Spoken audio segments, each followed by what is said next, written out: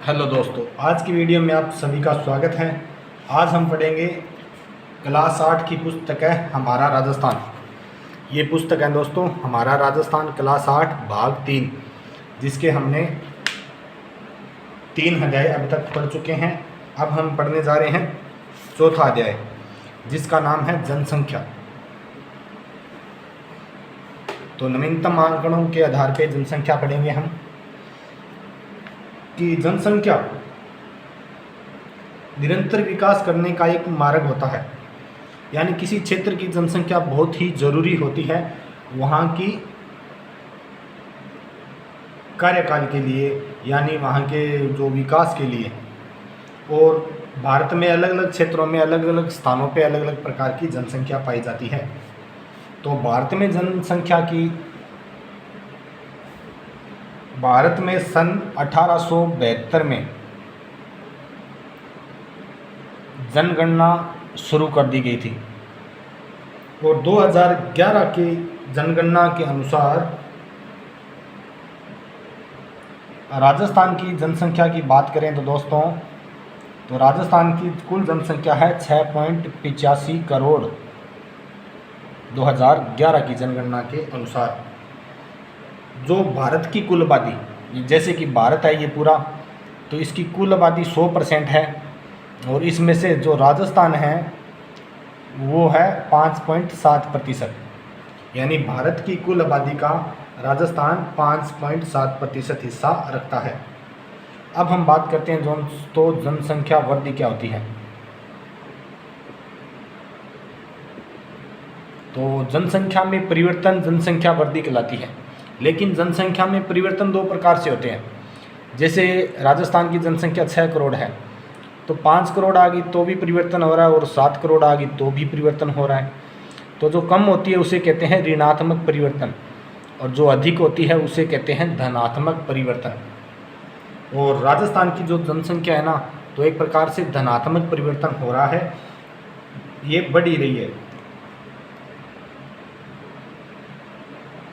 यानी जनसंख्या में बदलाव ही जनसंख्या परिवर्तन है। राज्य यानी राजस्थान की जनसंख्या वृद्धि 2011 की बात करें तो दोस्तों 21.31% पाई गई है वृद्धि दर। यानी 21.31 वृद्धि राजस्थान में दर्ज की गई है। और इसमें सर्वाधिक वृद्धि की बात करें ना जिलों की, ये तो है कुल राजस्थान की 31.31, तो वो है बाड़मेर की। बाड़मेर की वृद्धि दर है दोस्तों 32.5%, सर्वाधिक वृद्धि दर है बाड़मेर की।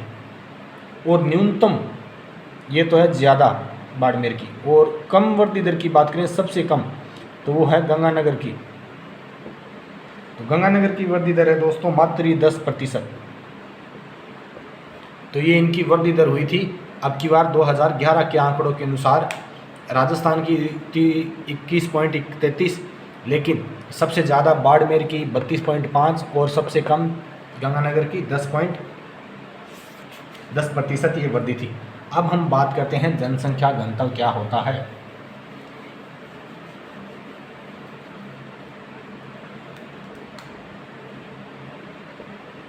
जनसंख्या घनत्व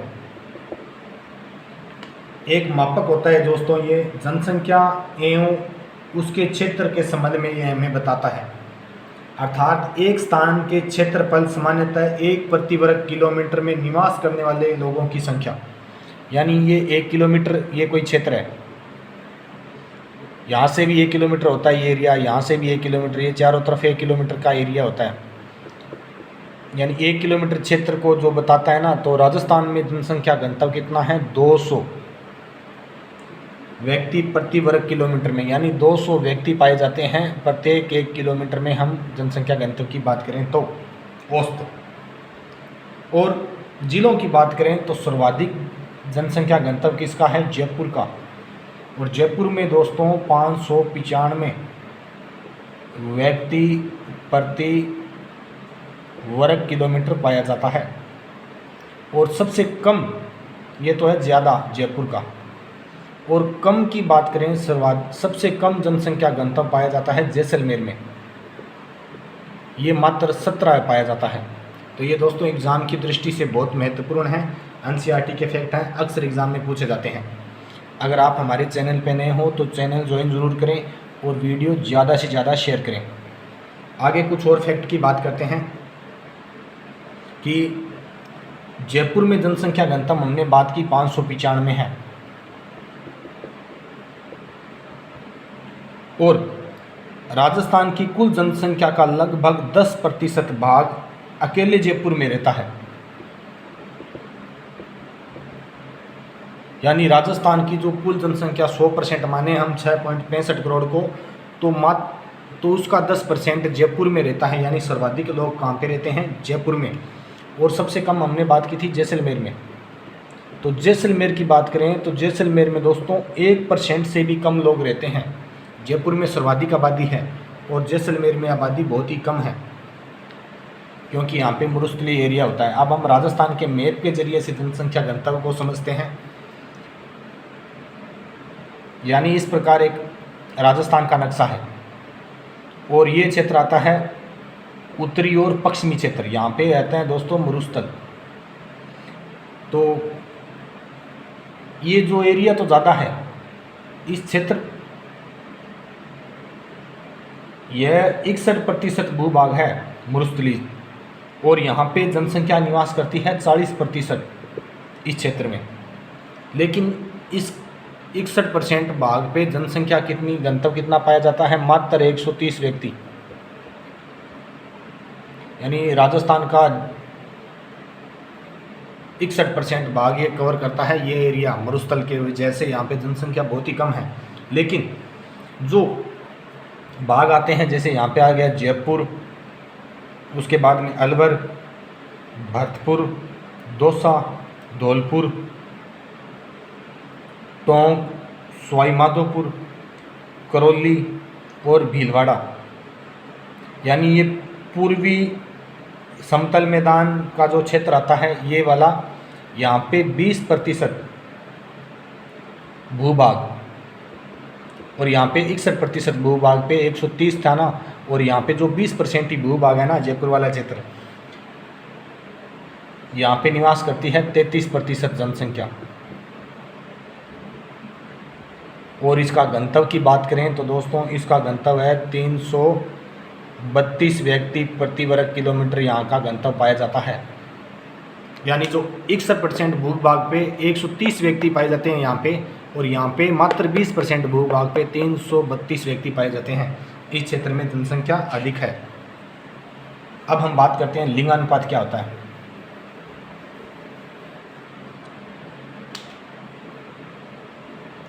लिंगानुपात की बात करें, प्रति 1000 पुरुषों पर स्त्रियों की संख्या,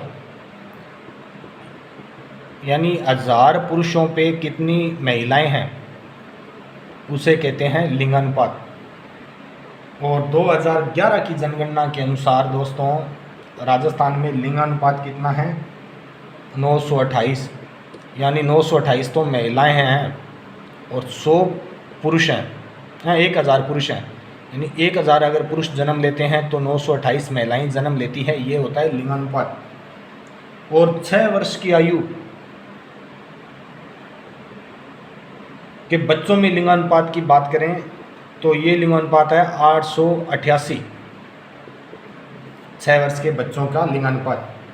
और अब हम सर्वाधिक लिंगानुपात की बात करें कि सर्वाधिक लिंगानुपात राजस्थान में कौन से ज़िले में पाया जाता है, तो सर्वाधिक लिंगानुपात दोस्तों पाया जाता है डूंगरपुर में, और ये लिंगानुपात है 994। यानी 1000 पुरुषों पे 994 महिलाएं पाई जाती है डूंगरपुर में। और सबसे कम लिंगानुपात की बात करें तो ये है दोस्तों धौलपुर का। धौलपुर का लिंगानुपात है 846। यानी 1000 पुरुषों पे 846 महिलाएं पाई जाती है, इससे कम नहीं पाई जाती। तो ये बहुत ही महत्वपूर्ण आंकड़ा है जो अक्सर एग्जाम में पूछा जाता है। लिंगानुपात 1000 पुरुषों पे महिलाओं की संख्या को कहते हैं। राजस्थान का 2011 की जनगणना के अनुसार लिंगानुपात है 928, और 6 वर्ष की आयु वर्ष के बच्चों का लिंगानुपात है 888। सर्वाधिक लिंगानुपात डूंगरपुर का 994, हज़ार से यहाँ मात्र 6 ही कम है। और सबसे कम लिंगानुपात है 846 धौलपुर का। अब हम दोस्तों बात करते हैं साक्षरता की।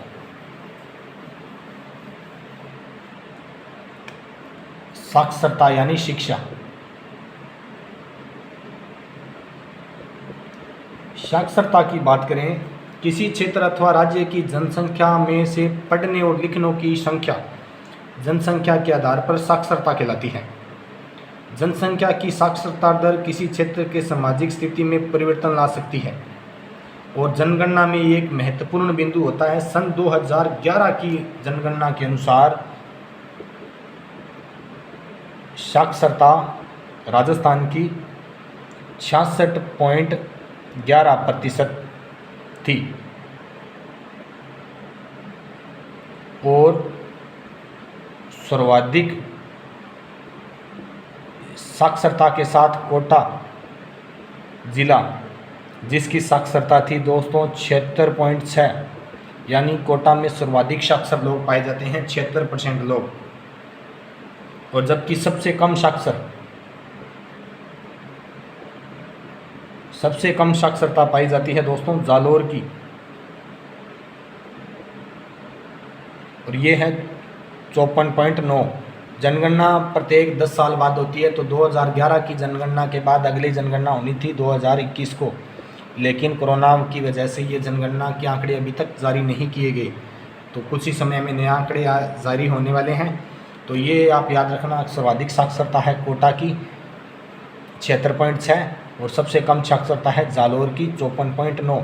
और पूरे राजस्थान की पूछें तो 66.11% लोग राजस्थान में साक्षर हैं। राजस्थान में पुरुषों की साक्षरता की बात करें, यानी पूरे राजस्थान में कितने पुरुष साक्षर हैं, तो 79.19% पुरुष साक्षर हैं राजस्थान में। और महिलाओं की बात करें तो पूरे राजस्थान में दोस्तों मात्र 52.12%, 52 यानी 50% ही महिलाएं साक्षर हैं पूरे राजस्थान में। तो ये इस प्रकार साक्षरता का आंकड़ा है। पुरुष और महिला साक्षरता क्रमश झुंझुनू और कोटा में सर्वाधिक है, यानी सर्वाधिक पुरुष साक्षर कहाँ पे हैं, झुंझुनू में, और सर्वाधिक महिला साक्षर कहाँ पे हैं, कोटा में। ये एक और नई सारणी बना देते हैं।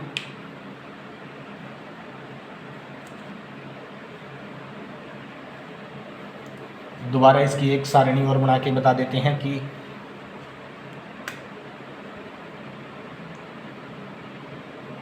पुरुष सर्वाधिक साक्षर और कम, और महिला सर्वाधिक साक्षर कहाँ पे है और कम कहाँ पे है। तो ये 4 जिले हैं जो अक्सर एग्जामों में पूछे जाते हैं घुमा फिरा के। पुरुष साक्षरता सर्वाधिक पाई जाती है दोस्तों झुंझुनू में, और महिला साक्षरता सर्वाधिक पाई जाती है कोटा में, और सबसे कम पुरुष साक्षर पाए जाते हैं प्रतापगढ़ में, और सबसे कम महिला साक्षर पाई जाती है जालोर में।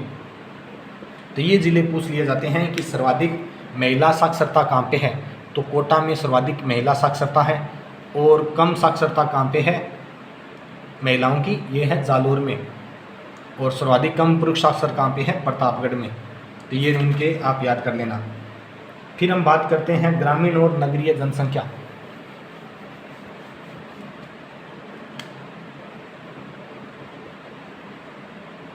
ग्रामीण वह नगरीय जनसंख्या। हमारे राज्य में अधिकांश जनसंख्या गांवों में निवास करती है। राज्य की शहरी आबादी लगभग 25% है, यानी शहरी जो क्षेत्र है 25% आबादी है। और राजस्थान में सर्वाधिक नगरीय जनसंख्या कोटा में है। राजस्थान में सर्वाधिक नगरीय जनसंख्या आपसे पूछी जाए तो कहाँ पे है? कोटा में। और सर्वाधिक साक्षर भी लोग कहाँ पे पाए जाते हैं? कोटा में। जबकि डूंगरपुर ज़िले में सबसे कम जनसंख्या नगरों में निवास करती है। सर्वाधिक तो ये हो गया, और कम का पूछा तो कम हो गया दोस्तों डूंगरपुर। यानी सर्वाधिक नगरीय जनसंख्या तो है कोटा में और कम कहाँ पे है? डूंगरपुर में। तो ये आप आंकड़ा याद रखना। और वर्तमान में इन जनसंख्या में परिवर्तन हो रहा है और बढ़ रही है। नए आंकड़े आएंगे तो फिर नया डाटा आ जाएगा। अब हम बात करते हैं अनुसूचित जातियां या जनजातियां, यानी एससी और एसटी के बारे में। राजस्थान में अनेक जनजातियां निवास करती है। अनुसूचित जनजातियां अधिकतर गांवों में, पहाड़ों, पठारों और जंगलों में निवास करती है। और 2011 की जनगणना के अनुसार दोस्तों लगभग 13.5% अनुसूचित जनजातियां राजस्थान में निवास करती है। राजस्थान में जनजातियां आबादी सिरोही, उदयपुर, डूंगरपुर, प्रतापगढ़, बांसवाड़ा जिलों में ये पाई जाती है और अन्य क्षेत्रों में भी जनजातियां निवास करती हैं। और राजस्थान की दोस्तों प्रमुख जनजातियों की बात करें तो इसमें पाई जाती हैं भील भी होती है, मीणा भी होती है, डामोर जनजाति भी राजस्थान में पाई जाती है, सांसी पाई जाता है और गरासिया जनजाति पाई जाती है। इस प्रकार से राजस्थान में कुछ जनजातियां पाई जाती हैं। लेकिन सर्वाधिक की बात करें तो सर्वाधिक जनजाति दोस्तों मीणा राजस्थान में सर्वाधिक पाए जाते हैं। और मीणा कहाँ पे पाए जाते हैं?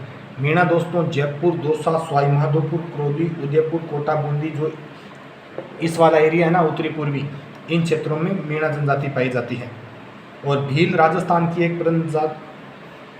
भील भी एक राजस्थान की बहुत ही एक प्राचीन जनजाति है। ये जनजाति डूंगरपुर, बांसवाड़ा, प्रतापगढ़, सिरोही। भील दोस्तों डूंगरपुर, बांसवाड़ा, प्रतापगढ़ और सिरोही क्षेत्रों में भील जनजाति देखने को मिलती है।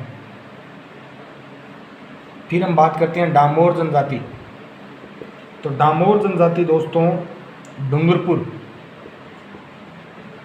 डै से डामोर, डै से डूंगरपुर, डूंगरपुर के सिमलवाड़ा क्षेत्र में पाई जाती है।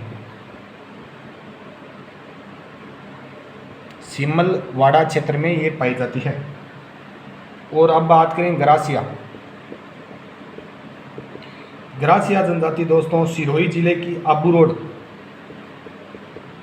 सिरोही की आबू रोड, ये इनका क्षेत्र भी कई बार पूछ लिया जाता है कि आबू रोड और पिंडवाड़ा तहसीलों में ये गरासिया जनजाति पाई जाती है। और सांसी जनजाति की बात करें, ये जनजाति पाई जाती है दोस्तों भरतपुर में। तो ये है राजस्थान की कुछ प्रमुख जनजातियां। और उसके बाद में एक जनजाति आती है सहरिया। और ये जनजाति राजस्थान की एकमात्र ऐसी जनजाति है जिसे भारत सरकार ने आदिम जनजाति समूह में शामिल किया है। यानी सर्वाधिक आदिम जनजाति समूह में शामिल होने वाली जनजाति कौन सी है? सहरिया।